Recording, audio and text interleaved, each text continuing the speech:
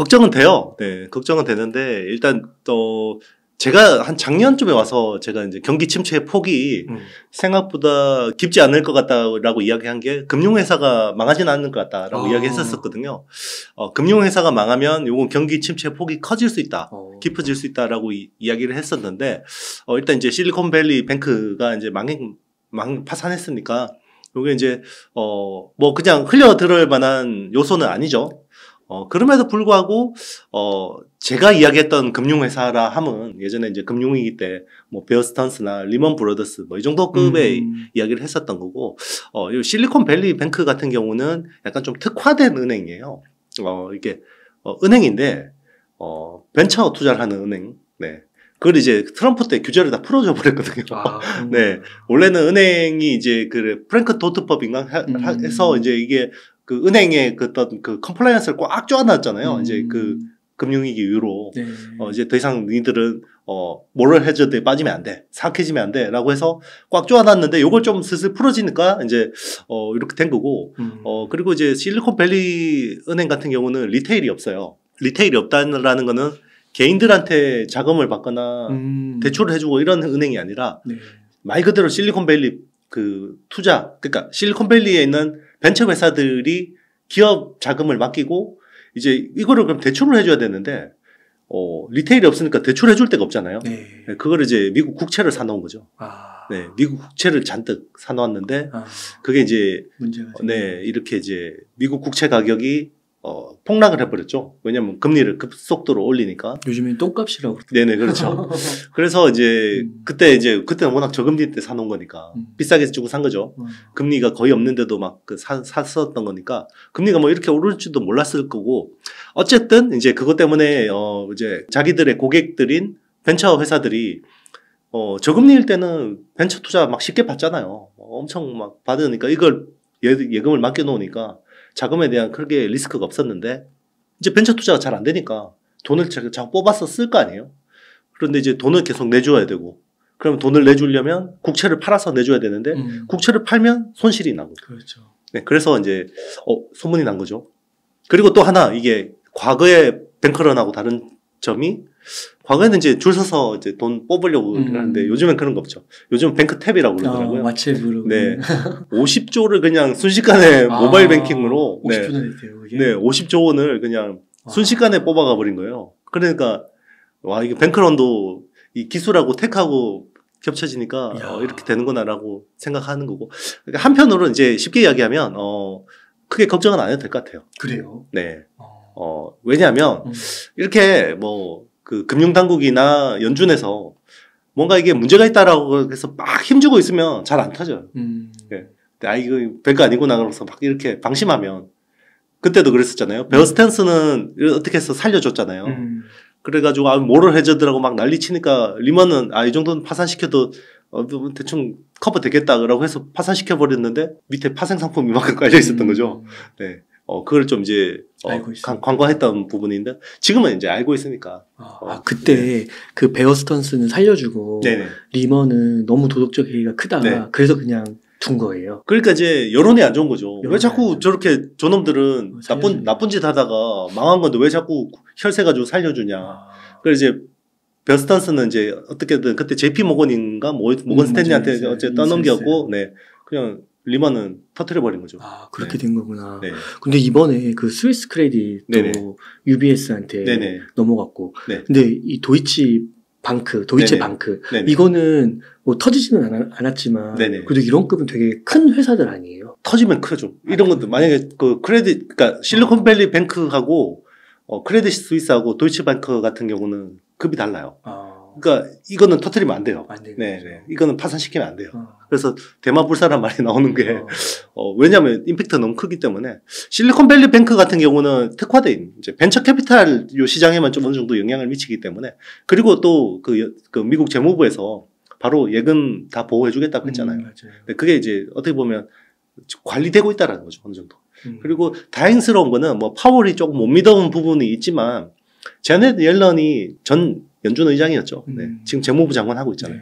그리고 우리나라 같은 경우는 이창용 총재가 너무 잘해요. 네. 네, 진짜 금리 선제적으로 딱 올려가지고 만약에 그렇게 안 했으면 지금 미국하고 한미 간 금리 차가 150bp거든요. 와 이거 옛날 같으면 난리 나는 거예요. 굉장히 그래도 잘 관리하고 있는 거죠. 시장에 대해서도 시그널도 확실하게 네, 딱 주고 있고. 네, 그래서 이게 그런 것 같아요. 시세는 항상 근심의 벽을 타고 오른다. 네, 지금 딱 그런 상황인 것 같아요.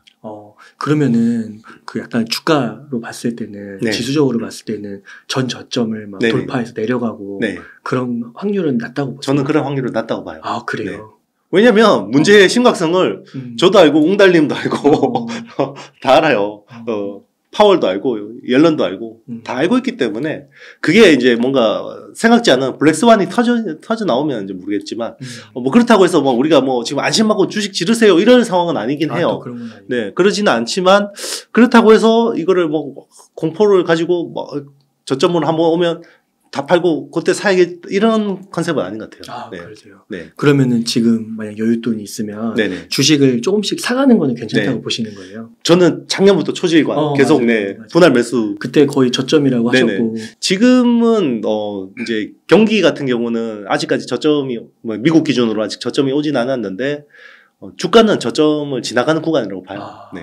그러니까 경기 침체, 약간 마일드를 주장하셨던 분들도 네네. 약간의 하드랜딩까지도 네네. 예고하는데 네네. 그 하드랜딩이 온다 해도 네네. 전 저점 막 밑으로 내려가진 않으니까. 네, 그렇죠. 다 이미 프라이싱하고 이제는 회복을 반영하고 있는 상황이기 때문에.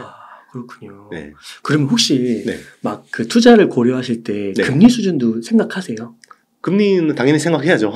네. 그럼 앞으로 네. 금리를 못 올릴 거라고 생각하시나요? 지금 이제 중립금리, 그러니까 연준이 생각하는 중립금리가 5.1이잖아요. 그걸 넘어갈 가능성은 많지 않다고 봐요. 네. 이번에도 결국 베이비 스텝밖에 못 했잖아요. 그전에 뭐라 그랬어요? 막 빅스텝 한다고 막 난리치다가. 그러니까 이게 딱 지금의 상황인 것 같고, 그러니까 이제 뭐 올해 제가 뭐 금리가 떨어질 것 같지는 않아요. 뭐 올해 금리 인하를 할 것 같지는 않은데, 그래. 근데 이제 시중금리는 이미 반영하고 있죠. 네. 피크아웃, 금리 피크아웃 했다. 이렇게 반영하고 이제 시중금리가 떨어지고 있는 거니까요.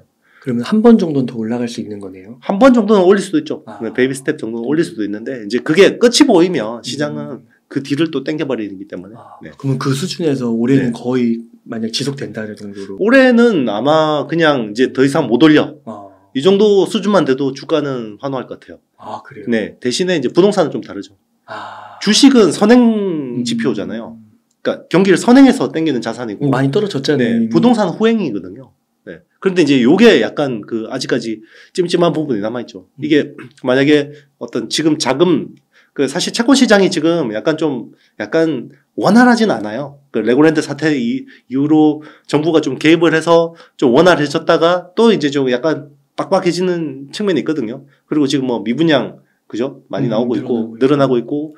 그래서 이제 요게, 뭐 충분히 저는 핸들링 할 수 있다고 생각하는데, 관리할 수 있다고 생각하는데, 요게 만약에 자칫 삐끗해가지고 뭐 레고랜드 사태처럼 삐끗해서 요게 가계부채에 영향을 준다 그러면 저의 전제는 다 틀려지는 거죠. 네, 그럴 가능성은 낮다고 생각해요. 왜냐면 지금 어쨌든 한은이 너무 잘하고 있고 정부도 뭐 기획재정부에서 그 정도는 충분히 관리할 수 있는 역량이 있다고 생각합니다. 그리고 뭐 말씀하신 대로 가계부채에서 문제가 만약 불거져 나온다고 했을 때 네. 그거는 조금 그래도 시간이 걸릴 것 같은데요. 네네. 그렇죠. 지금부터 뭐 1년, 2년은 걸릴 것 같은데. 그렇죠. 그런데 이제 그 금리가 계속해서 높은 상황으로 유지가 되면 약한 고리가 무너지게 돼 있는데 그런데 이제 이게 혹시 이자 안 내세요? 조금 이자가 좀 떨어지지 않았나요? 시중금리가 좀 낮아졌거든요. 네네. 막 6% 넘어갔다가 지금 이제 5% 중반대 막 이렇게 조금씩 떨어지고 있어요. 시중금리를 반영하고 있어서. 네. 그거는 이미 시장은 이제 금리 더 이상 추가 인상보다는 피크아웃에 좀 무게 중심을 둔다라고 보는 거죠. 그래서 아까 이제 서두에 말씀해 주실 때 반도체 주식들이 흐름이 괜찮다고 하셨잖아요. 네네. 그 이유는 뭐 같으세요? 반도체, 특히나 우리나라는 메모리 반도체 국가잖아요. 메모리 반도체는 원유보다 더 기초 경기 원자재예요. 그래요? 네. 그러니까 세계 공장 그러면 중국이잖아요. 중국에서 중국이 수입하는 그 금액 중에서 반도체가 원유를 넘어선 게 2013년이고 그 이후로 계속 벌어지고 있어요. 네. 그러니까 이제 아주 기초 경기 원자재는 메모리 반도체이기 때문에 경기가 꺾일 때 제일 먼저 빠지죠. 그리고 반등할 때 제일 먼저 튀어오르죠. 네. 아, 그래서 네. 그럼 지금 경기가 조금 나아지고 있다고 봐요? 하반기 이제 개선될 거를 보고 미리 땡기는 거죠. 왜냐하면 주가는 6개월, 9개월 선행해서 땡겨버리기 때문에. 네. 아, 그러면은 이 미국하고는 상관이 없는 건가요? 미국은 아까 약간 네. 하드 랜딩이 될 수도 있다고 네네. 하니까요. 미국도 뭐 미국은 근데 아직까지 경기가 견조하죠. 견조한데 뭐 거기도 제조업이나 이런 부분은 많이 부러졌는데 아직까지 서비스 어떤 그 업황이 이걸 버티고 있잖아요. 근데 이제 요것도 꺾이겠죠. 결국 꺾일 수밖에 없는데. 네. 그럼에도 불구하고 이제 뭐 지금보다 더 뭐 우리가 생각하는 것보다 더 뭐 악화될 것 같지는 않다 이렇게 보는 거죠. 그러니까 경기 민감재 쪽이 우리나라가 많은 거고 네네. 우리나라 반도체는 진짜 많이 빠졌잖아요. 그렇죠. 그러니까 거기에서 조금씩은 올라올 수 있겠네요. 저점부터는. 그렇죠. 뭐 많이 올라오고 있죠. 네. 네. 지금 사실은 바닥을 찍고 좀 급하게 반등하고 있는 모습이죠. 네. 최근에 보면 반도체주들이나 뭐 이유 없이 막 10몇 프로, 20%씩 막 튀고 이러거든요. 아, 그래요? 시총 뭐 한비 반도체 같은 경우도 지난주 금요일이었나요? 그때 뭐 20몇 프로, 21% 뛰었거든요. 한 번에요? 네. 시총이 1조 5천억짜리 회사가. 네. 그러기 쉽지 않죠. 와. 네. 그렇군요. 그렇죠. 그때 뭐 모닉 IPS, 뭐 유진테크, 주성 엔지니어링 이런 회사들도 뭐 10몇 프로씩 뛰었거든요. 와, 그렇구나. 근데 네. 삼성전자랑 네. SK하이닉스도 많이 오른 것 같긴 하더라고요. 네네. 삼성전자는 왜 이렇게 못 가는 거예요? 삼성전자는 환율하고 직결이 돼요. 사실은 삼성전자 같은 종목을 개인들이 끌어올리기는 쉽지 않아요. 그리고 우리나라 기관의 힘만으로도 끌어올리기가 쉽지 않아요. 결국은 이 환율이 떨어지면서 외국인 자금이 들어와야지 이런 대형주들은 땡겨 올릴 수가 있거든요. 네. 그래서 이런 것들은 아직까지는 환율의 좀 추이를 보면서 그러면 만약에 삼성전자가 뭐 이전처럼 뭐 8만 전자, 9만 전자 간다 그러면 지수가 3천 가야 돼요. 근데 지금 그렇게 볼 수는 없거든요. 네. 그래서 여기 박스권 안에서 여기서 이제 중소형 소부장주들이 팍팍팍팍 튀는 모습을 보이는 거죠. 그런 반도체 중소형 소부장 같은 경우는 네. 개인 투자자들이 끌어올릴 수 있어요? 충분히 가능하죠. 네. 뭐 수천억대 규모도 있고 뭐 조단위도 요즘에는 2차 전지 보시면 알겠지만 개인들의 힘으로 충분히 끌어올릴 수 있습니다. 네. 아, 그렇군요. 그러면은 그렇게 네. 급 반등이 나오면 네. 그런 주식들을 조금 일부 네. 정리를 하시나요? 아니면 더 모아가시나요? 저는 급 반등하면 일단 좀 팔아요. 저도 이제 한미 반도체를 고생 많이 했는데 네, 급반등 났을 때는 한 4분의 1 정도 익절했고요. 4분의 1이요? 네. 많이는 안 하시네요. 그렇죠. 왜냐하면 더 오를 수도 있으니까. 왜냐하면 더 올라가는 것도 리스크니까요. 네. 그래서 항상 이제 비중 조절하면서 좀 급하게 오르면 좀 줄였다가 또 빠지면 또 샀다. 뭐 이런 식으로 이제 관리를 하죠. 네. 아, 그러시군요. 그러면은 요즘에 네. 주식을 조금 여윳돈이 있다면 사 모아가는데 네네. 그 반도체 주식들은 여전히 유효하다고 보세요? 유효해요. 제가 이야기했지만 바닥을 지나가는 구간이기 때문에 지금은 분할 매수 하시면 좀 1, 2년 뒤에는 저는 내년에 꽤 많은 수익을 낼 수 있다고 생각해요. 네. 내년에는. 아, 그런 소부장 같은 것도요. 네. 한번 사시면 네. 1년, 2년 끌고 가세요? 보통은 저는 사면 1년 이내로 파는 종목은 별로 없어요. 아, 네. 그러시군요. 네. 물론 있기는 있는데요. 뭐 이제 그거는 제 아이디어가 틀렸을 때. 아, 완전 틀렸을 네. 때. 내가 생각한 컨셉하고 좀 다르게 갈 경우에는 팔죠. 그리고 내가 생각했던 것보다 빨리 튀어오르면 팔죠. 네. 아, 그렇군요. 네. 그러면은 요즘에 조금 좋게 보는 네. 반도체 기업들 있으세요? 지금은 웬만한 반도체 종목들은 다 괜찮아요. 그리고 지금은 소부장 중에서 너무 잔잔바리들 말고 좀 규모가 있는 업체들 있잖아요. 네. 알만한 업체들. 그런 회사들 지금 담아가도 괜찮아요. 뭐 요즘에 특히 이제 좀 좋게 보는 회사가 동진 세미캠이라는 회사를 좀 저는 계속해서 좀 편입하고 있는데, 네. 동진 세미캠은 이 아베 소부장 사태가 해결이 돼버렸잖아요. 최근에 그 기시다 총리하고 윤석열 대통령이 이제 만나서 화이트리스트 다시 맞아요. 복귀시키니까 이게 주가라는 거는 실적하고 어떤 기대감의 고비잖아요. 근데 기대감이 여기서 꺾인 거예요. 그렇다고 해서 이 회사의 펀더멘털이 달라지거나 이러진 않거든요. 올해도 아마 저는 성장할 수 있다고 생각해요. 올해 시장이 성장하는 회사가 별로 없거든요. 네. 그런데 동진 세미캠은 그만큼 이미 어떤 역량을 갖추었고, 그리고 삼성이 예전으로 돌아간다고 해서 뭐 이게 일본이 언제 또 무기화할지 모르기 때문에 국산화 속도를 늦출 가능성은 없어요. 네, 그런 회사들은 실적은 좋은데 좀 많이 과도하게 빠져 있는 종목들은 저는 조금씩 담아가는 거죠. 네. 이번에 이 일본 기시다 그 이슈 때문에 많이 엄청 빠졌어요. 네, 3만 원 후반대에서 3만 원까지 그냥 꼬꾸라졌거든요. 그렇구나. 네. 그리고 또 혹시 있으실까요? 그리고 또 좀 좋게 보는 회사는 뭐 OLED 장비주들, OLED 장비주들인데 그 OLED 장비주들이요 되게 힘들었어요. 왜냐면 아이폰의 LCD에서 OLED로 바뀔 때 그 사이클이 2016년이었거든요. 그 뒤로 별 시원찮았어요. 투자 사이클 자체가. 근데 이번에 이제 아이패드에 LCD 대신에 이제 OLED가 채택이 되는 사이클이 왔고 2024년부터죠. 그러면 올해부터 준비를 해야 되기 때문에 OLED 장비주들이 좋은데 그동안 OLED 장비주들이 너무 힘들었잖아요. 수주가 없으니까. 수주 가뭄 때문에 힘들었으니까 얘들이 살아남기 위해서 반도체 쪽이나 2차전지 쪽으로 많이 확장을 했거든요. 그런 회사들 중에서 좀 돋보이는 회사들은 괜찮죠. 그 중에 하나를 좀 주목해서 보는 회사는 저는 제이스텍이라는 회사 좀 좋게 보고 있고요. 뭐 좀 작은 회사를 말씀하시니까 뭐 시총 뭐 1000억대 제이스텍은 원래 OLED 후공정 업체예요. 이제 그 OLED 그 디스플레이 셀을 만들고 거기 이제 FPCB로 드라이브 IC 같은 것들을 붙이는 그런 그 본딩 장비를 하는 회사거든요. 애플 사이클 때 엄청나게 이제 돈을 벌었다가 그동안 계속 힘들었는데 지금은 굉장히 다변화를 잘했어요. 그래서 반도체 쪽도 많이 하고 있고 그 진단키트 쪽 장비, 제조 장비도 하고 있고 작년에 378억 이익이 났어요. 근데 시총이 1000억 초반이거든요. 그런데 이제 왜 밸류를 못 받냐? 진단키트 끝난 거잖아. 피크아웃 된 거잖아. 라고 해서 이제 주가를 못 받는 건데 이 회사가 최근에 2차전지 쪽으로 열심히 하고 있고요. 장비 사업도 하고 있고 부품 사업도 하고 있어요. 그래서 장비 쪽은 수주가 나왔고 의미 있는 규모의 수주가 나왔고 부품 사업은 이제 지금 셀 3사 중에 LG 에너지 솔루션하고 SKO는 굉장히 적극적으로 투자 발표를 했잖아요. 근데 삼성 SDI는 굉장히 보수적으로 이야기를 했었거든요. 근데 이제는 삼성 SDI가 공격적으로 뭔가 투자를 하는 사이클이거든요. 근데 이제 기술이 LG 에너지 솔루션하고 SKO는 파우치 타입이에요. 그런데 삼성 SDI는 각형, 캔 타입에다가 원통형, 테슬라 가는 원통형 이런 쪽이거든요. 각형하고 원통형 부품을 또 하고 있거든요.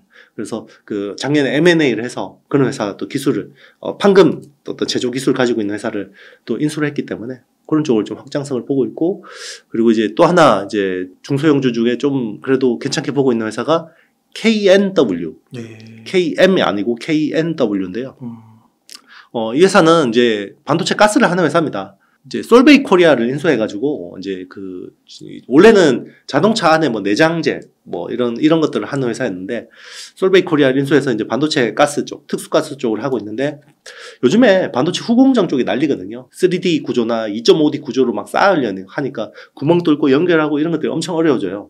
그러니까 구멍 뚫을 때 반도체 웨이퍼에 이제 그 우리 요즘에 엔비디아 때문에 많이 나가는 HBM이라는 하이 밴드위스 메모리라는 그 고성능 메모리가 있는데 그런 건 다 TSV 실리콘 관통 전극으로 뚫어야 되거든요. 그런데 이제 뚫는 가스를 쓰는 이제 가스를 만드는 회사죠. KNW. 이런 쪽으로도 좀 좀 기대감이 있어서 뭐 실적도 뭐 그래도 연간 뭐 100억 정도는 할 수 있는 체력이 있고 거기에다가 이런 어드밴스드 패키지 좀 노출도도 있어서 괜찮게 보고 있어요. 대표님도 실사 같은 거 많이 하시나요? 많이 하죠. 네, 탐방, 실사, 네네, 탐방, IR 이런 거 많이 듣죠. 가서 다 들으시고 막 그러세요. 요즘에 여의도 많이 오시니까. 오세요. 네네, 오거나 줌 미팅도 많이 하고, 네, 너무 잘 돼 있더라고요. 옛날에는 정말 이것도 라떼 이야기인데, 정말 인천 남동공단 이런데 찾아가면요, 와, 정말 그때는 길바닥에 막 이렇게 더울 때 보면 이렇게 막 쩍쩍 달라붙어요. 무슨. 길바닥에서. 콘크리트 그런 거 약간. 네, 그런 거 이제 케미컬 같은 것들 막 이렇게 흘러나와 있고 이러니까, 그리고 그때는 스마트폰이 없던 시절이라, 이렇게 지도에다가 면 로트로 가주세요. 기사, 택시기사 엄청 짜증내고 막 그랬었거든요. 그래서 막 탐방 가면 너무 좋아요, 회사에서. 민원 기자 왔다 그러면서 엄청 좋아하더라고요. 좋아해요. 옛날 좋아했었죠. 잘 안 오니까. 플래카드 걸어주는 데도 있었고. 네. 그러면 이제 그때는, 어떻게 보면 제가 정보의 어떤 그 독점성이 있었죠. 그때는. 왜냐면 사람들이 잘 안 가니까. 그런데 요즘에는 온라인 텔레방 이런 데 정리된 게 너무 많아서. 네. 요즘에는 굳이 간다고 해서 특별히 스페셜한 정보가 나오고 이러진 않더라고요. 네. 아, 그러시군요. 네. 그러면 이 동진 세미캠이나 OLED 네. 장비 뭐 J스택, KNW 이런 것들도 네. 막 주민 온라인이나 오프라인으로 이렇게 한 번씩 IR이나 이런 데 참여해보시고. 그렇죠. 네. 아, 그러신 거군요. 네. 그 동진 세미캠 같은 경우는 네. 뭘 하는 기업이에요? 우리 아베 소부장 사태 기억나시는지 모르겠지만 그때 규제한 게 그 플로린, 그 폴리이미드. 그게 이제 폴더블 디스플레이 들어가는 소재인데요. 그거하고, 불산하고, 그리고 포토레지스트였어요. 그 포토레지스트가 반도체 노광 공정에 쓰는 케미컬 소재거든요. 네. 그거를 이제 수출 규제를 딱 묶어버린 거죠. 그래서 이제 그걸 하는 회사가 동진 세미캠이었죠. 하는 했어요. 네. 거의. 포토레지스트를 하고 있었는데, 그때 당시에는, 하이엔드 포토레지스트는 거의 없고, 막 미들 로우 엔드 쪽이었어요. 그런데, 삼성이 그 이후로 국산화 쪽에 굉장히 노력을 기울이면서 지금은 EUV용 PR까지 합니다. 네. 최고 하이엔드까지. 네. 아, 그렇군요. 네. 아, 그래서 이게 이번에 그 일본하고 다시 정부가 조금 완화되는 분위기 속에서 네. 그 피해를 봤죠. 급락을 했지만 네네. 펀더멘털적으로는 전혀 문제가 없어요. 문제가 없다는 네네. 거죠. 그러면 지금 수준에서 네. 그 일본의 원래 네. 그 소부장 기업들하고 비교했을 때도 괜찮다고 네. 보시는 거예요? 일본의 소부장 기업들에 비해서는 아직 좀 떨어져요. 네, 솔직히 이제 그 보면 일본 이게 소재 기술은요 이게 기초과학에 가까워요. 네. 일본이 워낙 또 노벨상도 많이 받고 그죠? 그리고 거기는 모노츠꾸리라고 해서 장인 정신을 강조하잖아요. 맞아요. 그래서 한 분야에 오랫동안 연구 개발을 하고 투자를 해줘요. 우리나라는 성과 안 나오면 막 이렇게 밥도둑이라 그러잖아요. 그래서 빨리빨리 성과를 내야 되기 때문에 우리나라가 소재를 하기엔 좀 적합하지 않은 부분들이 있는데 이제는 좀 많이 달라져서 네, 좀 그런 것들이 잘 되고 있고 그래도 기술 많이 올라왔어요. 예전보다. 그리고 중요한 게 아베 소부장 사태 이후로 달라진 게 삼성전자나 SK 하이닉스에서 차세대 기술 개발할 때 있잖아요. 지금 쓰는 기술 말고 차세대 기술 개발할 때 항상 해외 업체들 걸 썼어요. 일본 소재하고 미국 장비. 그 뒤로 그때 이재용 회장이 가서 모욕당했잖아요. 미쓰비시 만나려고 못 만나고, 뭐 스미토모도 못 만나고, 그때 막 만났는데 거의 뭐 홀대 받고. 그때 일본 넘어갔었잖아요. 그래가지고 이제 삼성 내에서 막 이제 응징해야겠다 이런 정서가 생긴 거죠. 그래서 국산화 굉장히 잘 되고 지금은 차세대 기술 로드맵에 국내 업체는 되게 많이 끼워요. 그리고 삼성이 지분 투자도 많이 해주고 있고. 그러면은 이렇게 반도체 섹터에서 탑픽 주식들 이렇게 몇 개를 소개해 주셨는데 네네. 혹시 뭐 반도체 외에는 투자를 안 하시나요? J스택은 저기 2차 전지하고 디스플레이 쪽이고요. 맞아요. 네네. 아닙니다. 저 바이오도 한 번씩 하고요. 네. 근데 제가 보니까 지나고 보니까 반도체로 하는 게 그나마 제일 반도체 디스플레이 뭐 이런 쪽이 성과는 좋더라고요. 네, 지나고 보니까. 네. 그러면 한번 삼성전자 좀 더 여쭙고 싶은데, 네. 아까 지수 3,000 정도 네. 가야 되고, 그 환율 문제가 있고, 이렇게 네네. 얘기를 하셨잖아요. 네네. 근데 지금 많은 분들이, 그 이코노미스트 분들이 얘기하시는 거는, 네. 달러 약세를 전망하시더라고요. 네네. 그러면 삼성전자한테는 좀 호재가 될 수 있죠. 무조건 호재죠. 네. 달러 약세로 가면. 네. 지금 좀 모아가면, 뭐 한 1, 2년 후에는 네네. 괜찮은 성과를 낼 수도 있다고 보세요. 네. 직접 하고 계시잖아요. 나중에 1, 2년 뒤에 한번 보시면 많이 올라 있을 거예요. 네. 지금 계속 사야겠네요. 그렇죠. 네. 그런데 이제 보통 사람들이 그거를 스탑 해버리거든요. 맞아요. 네. 이거 안 움직이는구나. 이것도 계속 이거는 안 가는 주식인구나. 라고 해서 이제 처음에는 항상 이제 새로운 마음으로 하죠. 근데 하다 보면 다른 것들은 막 오르는데 얘는 가만히 있네요. 가는 거죠. 못 믿죠. 내가 틀렸나? 그런데 이제 지쳐 나가 떨어지면 그때부터 거짓말 같이 올라가죠. 안 좋은 소식들이 너무 많아가지고 또 뭐 감산할 수도 있다고 그러고. 감산은 좋은 소식입니다 지금. 좋은 소식이에요? 네. 감산하면 재고가 소진이 빨라지는 거고 가격이 올라갈 수 있기 때문에 지금 감산 이슈는 굉장히 호재고요. 단기적으로 저는 좀 좋게 그러니까 반도체 메모리 업황에 좀 좋게 보는 거는 1분기 실적이 정말 엉망으로 나올 거예요. 삼성전자, SK 하이닉스, 마이크론 엉망으로 나올 거거든요. 그러면 겁나서 주식 팔아야 되는 거 아니에요? 이러는데요. 아니에요. 그 이후로 주가가 좋게 반응할 가능성이 굉장히 높아요. 그리고 컨퍼런스 콜에서 이야기해주는 어떤 톤들이 굉장히 좋아질 거예요. 네, 실적 발표하고 이제 삼성이나 하이닉스나 마이크론 같은 데서 뭔가 이제 공식적인 코멘트를 하잖아요. 그게 시장의 호재로 반영할 가능성이 굉장히 높다고 봐요. 네. 그래서 그 약간 차트를 보시는 분들은 네. 6만 원 깨져야 사야 된다고 하시더라고요.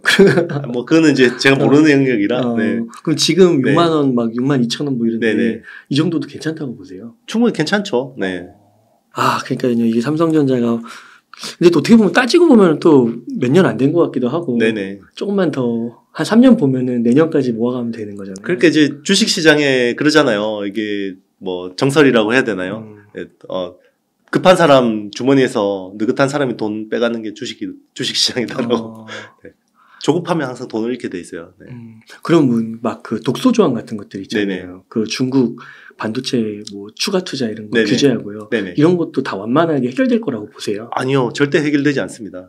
네, 절대 해결되지 않는데 그런 문제들을 어느 정도 보완하기 위해서 다른 부분에서 어떤 어드밴티지를 준다라는 거죠.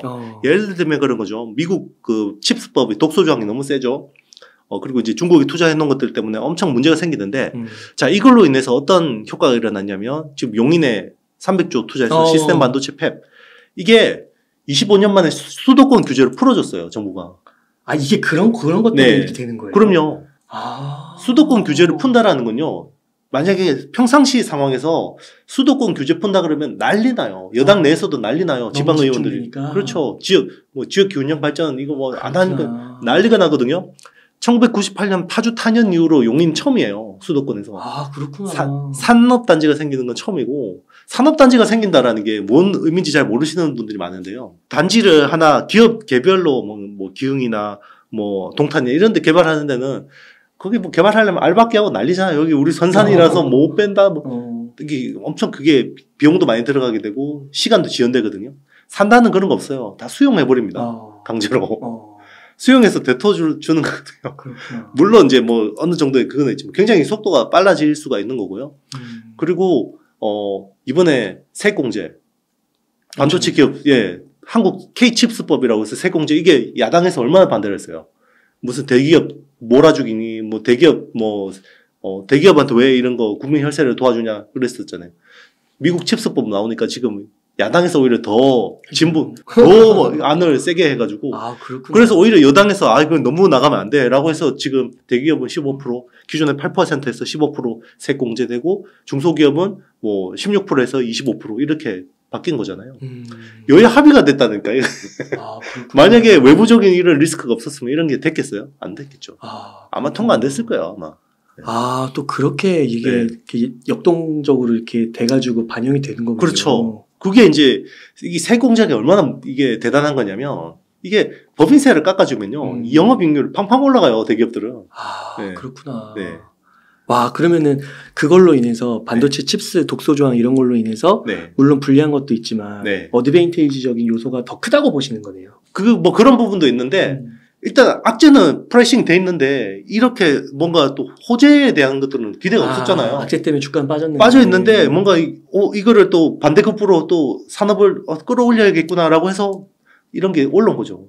누가 몇 달 전만 해도 누가 여야 합의로 K칩스법이 통과될 거라고 생각했어요. 아무도 생각 안 했을걸요. 저걸 또 국회의원들끼리 또 싸우다가 마는구나 생각했을 거예요. 이건 좀 갑자기 극단적인 질문 좀 드려서 그런데 만약에요 삼성전자가 망하면 우리나라 어떻게 되는 거예요? 경제가? 아주 힘들어지겠죠.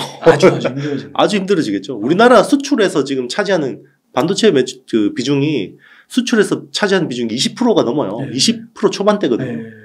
엄청난 거죠, 이거. 우리나라 GDP가 그러면 만약에 삼성이 여기서 한 60%? 70% 정도 차지할 거 아니에요? 반도체 수출에서? 그럼 여기서 이만큼 빠지면 GDP가 얼마나 작살나는 거죠.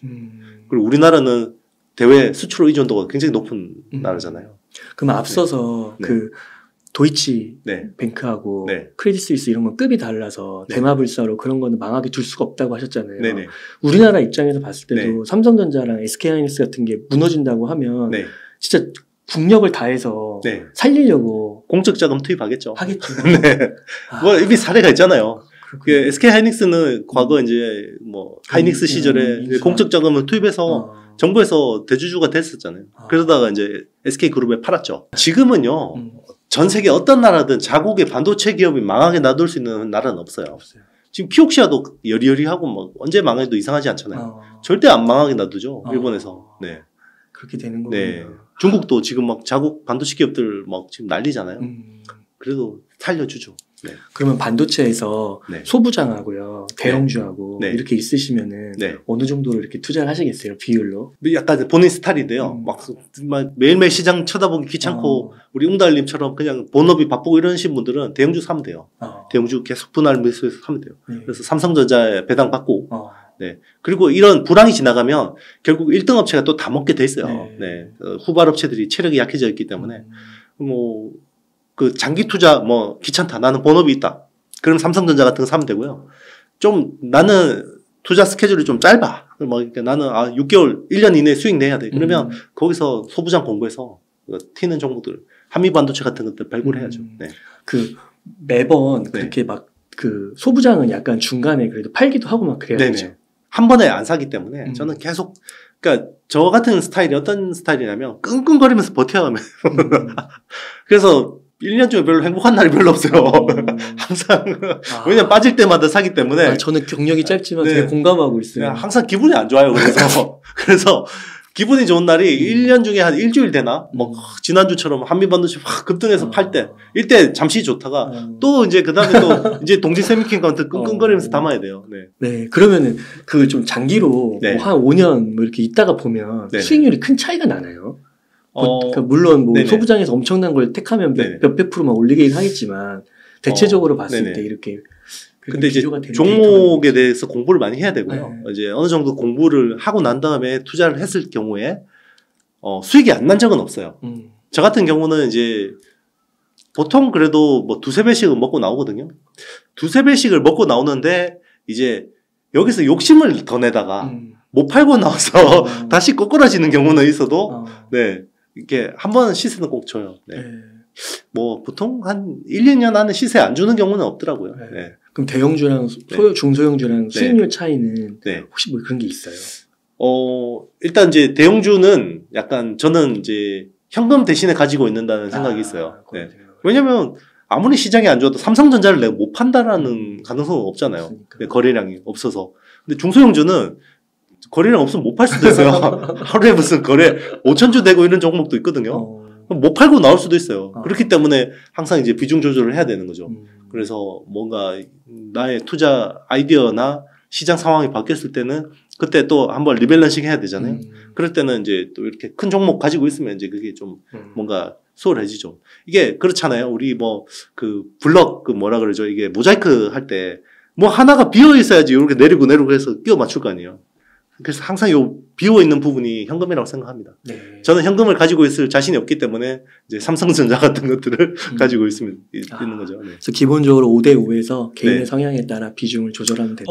네, 뭐 시장 상황에서 좀 다른데요. 요즘에는 중소형주를 좀 많이 가지고 가는 편이고 시장이 안 좋을 때는 대형주를 많이 가지고 있죠. 2차전지 한번 여쭙고 싶은데요. 네네. 요즘에 막 그 반도체 컨텐츠가 올라오면 댓글에요. 요즘 누가 반도체 사냐, 2차전지 사지. 그렇게 얘기하시는데 2차전지가 또 너무 많이 오른 것 같은 두려움도 있더라고요. 무서워서 못 사겠는데 좀 어떻게 보세요? 지금은 어설픈 사람들이 들어가면 큰일 날 것 같아요. 네. 좀 조심하는 게 좋을 것 같고. 근데 우선 말씀하시기 전에 2차전지 약간 안 좋게 보시면 요즘 부정적인 댓글이 많이 달리더라고요. 네네. 괜찮으실까요? 네. 근데 2차전지 중에서도 아직까지 더 갈 수 있는 종목, 그러니까 상대적으로 덜 오르는 종목들이 있어요.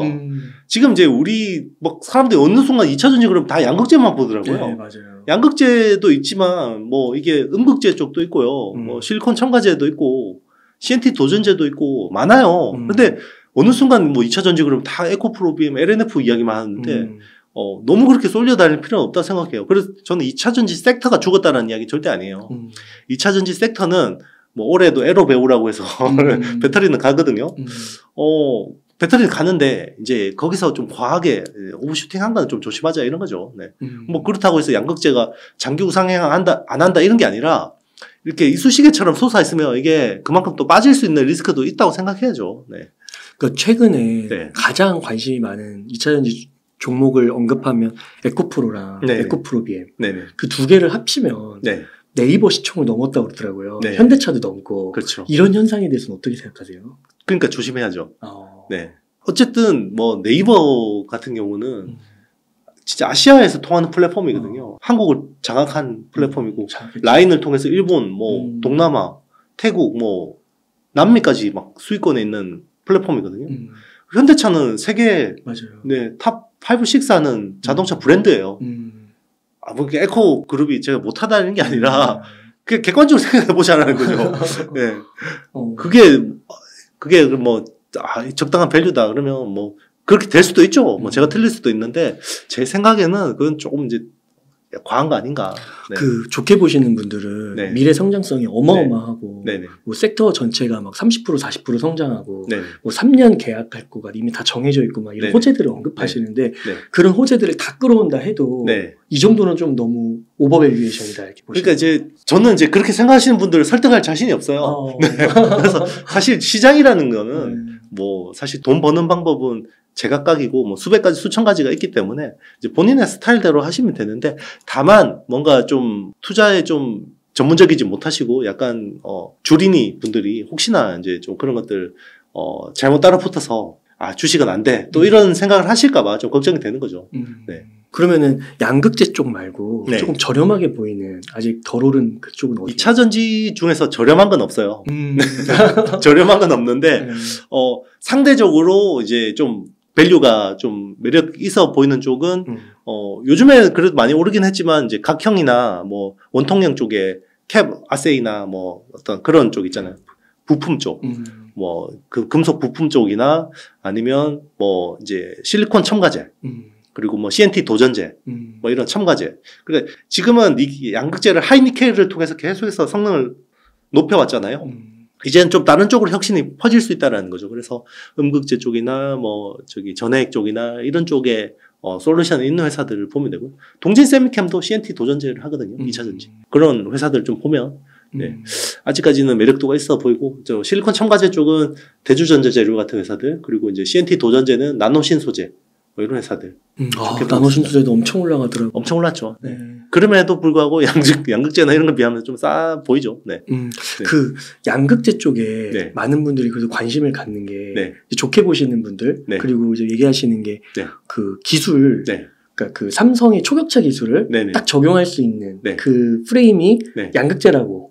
그래서 양극재 쪽은 기술이 많이 필요한 부분이고 말씀하시는 뭐 음극재나 이런 여타 부분들은 기술이 그렇게 높지가 않아서 진입장벽이 낮다. 그러니까 싼 이유가 있는 거죠. 그래서 비싸더라도 양극재를 사라. 그렇게 얘기하시더라고요. 그분은 그분의 생각대로 투자하시면 될 것 같아요. 설득은 뭐 그렇게 되는 거고. 그러니까 이제 약간 조금 뭐 리스키할 수도 있는데요. 제가 이제 오랫동안 산업 사이클을 보고 여러 어떤 기업들을 보면서 느낀 게요. 이게 기술이 최고라고 해서 꼭 이렇게 시장을 장악하진 않더라고요. 대표적인 게 이제 LCD 같은 경우는 한국 기술이 훨씬 뛰어났거든요. 근데 결국 중국의 저가 공세를 못 이기고 결국 밀렸고 LED 같은 경우도 그때 당시 기사 한번 보세요. 지금 우리 2차 전지 이야기하는 거 기사 내용 비슷해요. 네. 중국은 뭐 아무리 가격 경쟁력이 있어도 이거는 성능이 떨어져서 안 된다. 근데 결국 LED는 또 중국이 가져갔거든요. 네. 그래서 뭐 그렇다고 해서 이번에도 뭐 LFP가 이긴다 이런 게 아니라 항상 이제 지식이나 어떤 판단은 뭔가 너무 이렇게 편향되게 하면 안 될 것 같아요. 특히나 주식 쪽에서는요, 본인의 어떤 이 생각이 너무 확고해지면요, 이게 위험할 수가 있어요. 그래서 항상 좀 유연하게 상대 쪽 생각도 들어보고, 내가 이렇게 삼원계 양극재를 좋게 보지만 LFP 쪽에서 어떻게 기술 발전이 이루어지고 있고 이런 것들을 같이 보고 판단을 해야죠. 그런데 이거는 뭐 이렇게 이야기하면 가짜 전문가고 사기꾼이고 이렇게 이야기해 버리시면 그거는 본인이 다 뭐 나중에 다 감당하셔야죠. 네. 그러니까 또 LFP 비중이 또 올라가기도 하고 막 그런다고 하더라고요. 그렇죠. 뭐 이게 뭔가 시장이라는 게 꼭 기술만으로 결정이 되는 건 아니에요. 여러 가지 요소들을 통해서 결정되는 거기 때문에 뭐 지금 시세 좋을 때야 이제 이런 이야기를 하면 하나도 안 들어올 텐데 항상 이제 이런 가능성은 열어놓고 생각해야죠. 투자자니까. 그러니까 과거에 막 물론 거기에다 빗대면 좀 과할 수도 있을 것 같긴 한데 뭐 바이오 같은 것도 막 진짜 하늘 끝까지 올라가다가 쭉 떨어지기도 하고 뭐 그런 사례도 있는데 그런 거를 또 그렇게 된다는 게 아니라 공부를 할 필요도 있는 거고. 그렇죠. 그런 위험성에 대해서. 그렇죠. 네. 그리고 그 진단키트 같은 경우도 그렇잖아요. 맞습니다. 그런 것들도 좀 공부해 볼 필요가 있는 거고. 맞습니다. 그러니까 좋은 기업인 거는 맞지만 좋은 주가냐 뭐 그런 부분은 한번 고민을 해볼 필요가 있겠죠. 그렇죠. 이게 그 징기스칸이 사실은 일자무식이거든요. 글을 못 읽어요. 그런데 이 사람이 어떻게 그 거대한 제국을 완성할 수 있었냐면 남의 말을 잘 들었어요. 그러니까 내 귀가 나를 현명하게 만든다고 했거든요. 그러니까 똑똑한 사람들 말을 들은 거예요. 근데 주식 바닥에서 제일 피해야 될 것 중에 하나가 남 이야기 안 듣는 거예요. 뭐 그렇다고 해서 막 휘둘리라는 게 아니라 항상 가능성을 열어놓고 이렇게 볼 수도 있지 않냐? 실제로 막 그 어떻게 보면 나름 슈퍼개미라고 하시는 분들 있잖아요. 굉장히 유연해요. 생각보다 유연해요. 어제까지 내가 막 이거는 진짜 10배 간 종목이라고 했다가 틀렸나 보다. 뭐 지지기도 하고요. 네, 지진다고 하죠. 뭐 팔아버리는 거. 그렇게 하기도 하고 본인이 틀렸다. 내가 잘못 봤네. 뭐 이러기도 하거든요. 네. 그 슈퍼개미 분들도 저도 그 최근에 인터뷰한 분은 말씀하시기를 그러니까 자기는 우선은 그 많이 올라간 주식은 아예 손도 안 댄다고 그냥 싼 거 본다고 그렇게 얘기하시고 그러더라고요. 어떤 분들은 또 올라가서 이렇게 하신다고는 하는데 맞아요. 이게 다 스타일마다 달리는 것 같아요. 뭐 그리고 이제 막 이게 신고가 뚫는 것만 따라 붙어가지고 거기서 막 수익 내시는 분도 있고, 그러니까 돈을 버는 방법은 굉장히 많아요. 여러 가지인데 그 중에서 본인한테 어떤 방법이 맞는지 잘 판단하시라는 게 좋은 거죠. 그런 차원에서 이제 이영수 대표님 같은 경우는 이제 2차전지 올라간 거에서 그냥 그거는 보유자의 영역으로 두는 거고. 맞습니다. 약간 이제 뭐 반도체나 이런 아직 저평가되어 있는 그런 쪽을 좀 둘러보자. 제 스타일이 그래요. 끙끙거리면서 버는 스타일이기 때문에. 혹시나 또 막 댓글로 막 2차전지 뭐 공부 아직 부족하다 막 이렇게 또 달릴까봐. 공부는 해야죠. 공부는 항상 부족합니다. 항상 이제 부족하고 테크라는 게 이게 그래요. 이게 꼭대기에서 졸면 얼어 죽는 거거든요. 왜냐면 계속 바뀌어요. 그래서 항상 깨어 있어야 되고 항상 배워야 됩니다. 그래서 기술이라는 건 또 어느 순간 뒤집어질 수도 있기 때문에 내가 아는 지식이 무용해질 수도 있어요. 징기스칸 얘기해 주셨듯이 두루두루 한번 참고해 보시면 좋을 것 같습니다. 그리고 한 가지만 더 여쭤보겠습니다. 그 네이버 카카오 요게 그 카카오는 제가 잘 모르겠는데 안 좋다 좋다고 말씀하시는 분 한 분도 못 만났어요. 최근에 그 네이버 같은 경우는 최근에 이제 금리가 어느 정도 그 위에 상한이 나오고 금리 인하 가능성도 막 이야기가 나오면서 다시금 좀 주목하는 흐름들이 의견들이 생기는 것 같더라고요. 네이버는 좀 어떻게 보세요? 일단 이제 지금 챗GPT가 다 핫하잖아요. 챗GPT가 되면 지금 이제 그걸 어떤 빅데이터를 막 그냥 그 원유처럼 제공해주는 파운데이션 모델이 있고, 이걸 원유를 받아서 자기한테 필요한 것만 정제해서 쓰는 어플리케이션 모델이 있거든요. 지금 보면 글로벌 빅테크들이 다 파운데이션 모델이잖아요. 그죠? 이게 다 자기들이 어떤 원유처럼 데이터를 지고 있잖아요. 그래서, 저는 네이버가 아무래도 챗GPT가 영어권 학습에만 익숙해져 있기 때문에, 한국어 학습 비중이 1.5%밖에 안 된다고 하더라고요. 챗GPT가.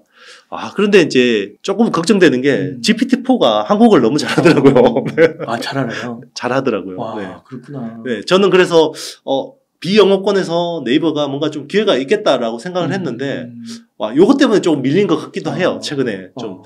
그럼에도 불구하고 네이버가 가지고 있는 어떤 그 파운데이션 모델의 밸류, 그리고 그거를 관리할 수 있는 슈퍼컴퓨터를 가지고 있는 국내 유일의 U2죠. 삼성전자도 가지고 있지만 어쨌든 삼성전자는 파운데이션 모델을 할 생각이 없기 때문에 일단 유일한 파운데이션 모델이 할 수 있는 회사이기 때문에 그런 부분에서는 밸류를 줄 수 있다고 보고 있고요. 그리고 어떻게 보면 그동안에 카카오가 굉장히 많이 문어발처럼 확장하는 와중에서도 네이버는 굉장히 내실을 다지고 해외 쪽을 많이 진출했거든요. 그래서 이런 게 좀 규제 완화 흐름하고 맞물린다 그러면 국내에서 좀 확장할 수 있는 여지들. 어쨌든 플랫폼이라는 게 기존의 오프라인을 대체하는 거잖아요. 그런 부분에서는 좀 가능성이 있고, 그리고 이제 일본 지금 뭐 야후하고 제트홀딩스하고 이제 다 합병하잖아요. 합병했을 거예요 아마. 합병하면 일본의 온라인 쇼핑 비중이요 10% 수준밖에 안 돼요. 굉장히 낮거든요. 거기 이제 좀 네이버가 쇼핑 쪽으로 특화되어 있기 때문에 이런 것들을 확장할 수 있는 가능성이 있죠. 네이버 웹툰 뭐 이런 것들도. 그 혹시 그 네이버가 최근에 그 삼성전자가 삼성이 그 애플페이 상륙하면서 네이버랑 이렇게 같이 결제 뭐 이렇게 연결을 한다고 그런 뉴스가 나오더라고요. 그런 것도 좀 호재가 될 수 있을까요? 뭐 그거 가지고 그렇게 뭐 주가를 움직일 만한 요인은 아니라고 봐요. 왜냐면 결제라는 거는 최대한 얼라이언스가 많으면 좋은 거거든요. 네. 그게 뭐 네이버한테 얼마나 수익이 될지는 모르겠어요. 사실 그리고 삼성페이도 적자거든요. 아, 적자예요? 네, 적자예요. 돈을 벌 수가 없어요. 이거는 자기도 휴대폰 팔기 위해서 그냥 삼성이 그냥 제공해 주는 거예요. 아, 그래요? 네. 그게 왜 적자가 날까요? 왜냐면 수수료를 안 받으니까요. 이런 것들은 다 수수료를 받아야지 이제 이게 나는 건데 삼성은 수수료 안 받고 그냥 열어주잖아요. 그래요? 네. 아, 그러면 애플페이는 들어오면 얘는 돈 받는 거 아니에요? 아마 받지 않을까 싶은데요. 네. 애플페이 때문에 갤럭시에서 애플로 갈아타는 수요도 많지 않을까요? 그 삼성페이 같은 경우는 기존에 마그네틱 있잖아요. 다 되거든요. 갖다 대면 다 되거든요. 애플페이는 NFC라고 니어필드 커뮤니케이션이라는 그 인식 그게 있어야 돼요. 기기가. 그러면 가게에서 NFC 기기를 따로 사놔야 되거든요. 아, 또 사야 돼요? 네, 이걸 누가 갖다 놔주냐는 거죠. 네. 왜냐면 지금 카카오페이 이거 바코드 찍는 것도 없는 데 되게 많잖아요. 네. 그러면요, 대표님. 네. 한 지금 여윳돈으로 한 1억 정도가 있습니다. 어떻게 운용을 하시겠어요? 1억 있으면 참 좋겠네요. 1억 있으면요. 본인이 좋아하는 주식 최대한 쪼개서요. 많이 담아 놓으세요. 지금. 많이 담아 놓으시고, 그리고 막 지금 급등해 있는 종목보다는요, 자기가 좋게 보는데 싸져 있는 종목들, 그런 종목들 많이 공부하셔가지고요, 한 1억이라는 자금을 연말까지 내가 산다는 생각으로 계속 분할 매수 한번 해보시는 것도 괜찮을 것 같아요. 연말까지요? 네, 연말까지. 그러면은 한 10개월 남았으면 1,000,000원씩. 그렇죠. 매달. 한 달에 1,000,000원씩만 사는 거죠. 한 달에 1,000,000원을 일주일에 200만원씩 이렇게 사는 거죠. 하루에 그러면 50만원 정도? 네. 와, 그렇게 또 분할해서 사는 거군요. 그렇게 계속 분할해서 사는 거예요. 네. 그리고 딱 하다 보면 유독 많이 빠진 날이 있어요. 그날은 좀 더 많이 사고, 좀 많이 급등해 있는 날은 좀 적게 사고. 요게 감이 생겨요, 하다 보면. 네. 그러면 2024년 한 3월쯤에는 뭐 반도체 주식도 그렇고 지금보다 상황은 좀 나아져 있을 거라고. 내년에는 저는 되게 좋을 것 같아요, 시장이. 그래요? 네. 올해 너무 안 좋았기 때문에 내년 좋아질 수밖에 없죠. 그 한 가지 갑자기 좀 궁금한 게 생겨서 1억 정도 이렇게 여유가 있으면 요즘에 또 투자 많이 하라고 하시는 게 채권, 그리고 금도 얘기 많이 하시더라고요. 은행 리스크 때문에. 그런 건 좀 어떻게 생각하세요? 금 괜찮은 것 같아요. 금은 금은 자신의 포트에서 한 15% 정도는 괜찮은 것 같아요. 기준으로. 네. 예전 같으면 달러 사라고 그랬을 텐데 지금 달러가 좀 미국이 불안하잖아요. 실리콘밸리, 그렇죠. 네. 달러 약세 갈 가능성도 있기 때문에 오히려 달러도 가지고 있기는 있어야 돼요. 그런데 이제 달러를 다 채우는 것보다는 약간 좀 금으로 약간 헤징해 놓는 것도 괜찮은 것 같아요. 채권은 좀 어떠세요? 채권도 괜찮죠. 채권은 지금 사놓으면 나중에 금리 인하하면 내 채권 가격이 오를 거 아니에요. 네. 그것도 한 번에 사면 안 되고 조금씩. ETF 같은 걸로 사는 게 좋죠. 미국 국채 괜찮은 것 같아요. 미국 국채. 네. 한 가지가 또 그 은행 시스템 위기 때문에 그런가 비트코인 가격이 많이 오르고 있습니다. 비트코인 투자하세요 혹시? 안 합니다. 안 하세요? 네. 그건 그런 현상에 대해서는 좀 어떻게 생각하세요? 비트코인이 디지털 금에 가까워지고 있다라는 거는 인정해요. 저도 될 것 같아요. 그런데 제가 아직까지 뭔가 100% 납득을 못하기 때문에 저는 제가 이해하지 못한 자산은 투자하지 않거든요. 나중에는 뭐 제가 코인을 하고 있을 수도 있겠죠. 네. 아직까지는 모르겠습니다. 그러니까 저도 최근에 보니까 로버트 기요사키 부자 아빠 가난한 아빠 그분이 원래는 금하고 은을 엄청 미셨다라고 하더라고요. 그 되게 실물 쪽 좋아하셔가지고 부동산 좋아하시고 근데 갑자기 비트코인 사라고 많이 하고 있다고 그러시더라고요. 현대판 금은이라고. 그렇죠. 가능성이 있죠. 가능성 있다고 보시고. 요즘에 또 기관 투자자들 분들도 되게 관심 많으시다고 하는 것 같기도 하고. 그렇죠. 느끼시나요? 여의도에 계시면서? 그렇죠. 네. 아무래도 제도권 어떤 펀드 매니저들이나 애널리스트들은 이제 주식 투자할 수 있는 그런 게 좀 제한적이에요. 그래서 ETF, 뭐 지수 투자 이런 거 해야 되기 때문에 상대적으로 좀 약간 코인 많이 투자하시고 옛날에 또 보라코인 투자해서 돈 많이 버신 분들도 있거든요. 그러면 끝으로 시청자님들께 혹시 하고 싶으신 말씀, 강조하고 싶으신 말씀 부탁드리겠습니다. 올해 기조는 저는 똑같아요. 작년에 매크로 열심히 봤다 그러면 올해는 우리 종목 열심히 보고 그 종목 중에서 그러니까 이제 최근에 막 이렇게 튀어버리면 막 당황스럽잖아요. 근데 이거를 미리 리스팅하고 준비하고 있던 사람들은 심플하거든요. 오히려 준비가 된 사람들한테 기회가 오는 장이고 지금 올해부터 내년까지도 마찬가지라고 보고요. 자기가 공부하는 만큼 먹을 수 있는 장이라고 생각합니다. 대응하시면 좋을 것 같아요. 뭐 너무 시스템 리스크 뭐 발생할 수도 있죠. 네, 그거에 너무 무게 중심을 두고 공포에 질려있을 필요는 없을 것 같아요. 네. 네, 그래서 그 대표님의 최강의 반도체 투자 네네. 꼭 한번 읽어보시면 좋겠고, 진짜 이 책 나왔을 때 읽고 나서 거기에서 소개해주시는 네네. 주요 기업들 투자만 했어도 수익률이 상당했을 것 같은데 네네. 앞으로도 기회가 많이 열려있다는 것이죠. 네, 저는 뭐 그 종목들도 계속 좋게 보고 있고요. 네. 이게 이제 초판만 제공하기 때문에 아마 거의 이제 부록은 이제 거의 많이 소진되지 않았을까 싶은데 네. 빨리 부록 다 떨어지기 전에 사시면 될 것 같습니다. 그래서 웅달 책방도 보시고 ITAC 또 가시면 최신 정보들 업데이트도 해주시니까요. 그렇게 참고하셔서 꼭 연말 내년 계속해서 좋은 투자 성과 거두시면 너무 좋을 것 같습니다. 오늘도 이렇게 귀한 시간 내주셔서 감사드립니다. 이렇게 해서 유튜브 채널 ITAC의 이영수 대표님을 모시고 이야기를 나눠봤습니다. 긴 시간 동안 유익한 인사이트 많이 나눠주셔서 감사의 말씀드립니다. 오늘 고생 많으셨습니다. 네, 감사합니다.